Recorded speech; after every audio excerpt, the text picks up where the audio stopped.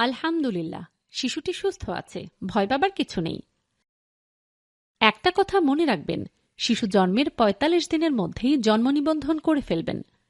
জন্ম নিবন্ধন ছাড়া শিশুর পূর্ণ পরিচয় থাকে না, এই কাগজটাই তার পরিচয়।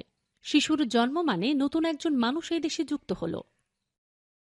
আমাদের দেশে প্রায় ৭০% শিশুর জন্ম হাসপাতালে হয়, কিন্তু এখনও প্রায় ৩০% শিশুর জন্ম হয় বাড়িতে বা সাধারণ হাসপাতালে।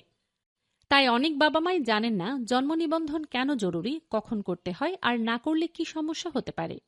এই জন্ম নিবন্ধন থাকলে স্কুলে ভর্তি, কলেজে ভর্তি সহ জাতীয় পরিচয়পত্র আর পাসপোর্ট সহজে পাওয়া যায়। এটা একজন মানুষের মৌলিক অধিকার।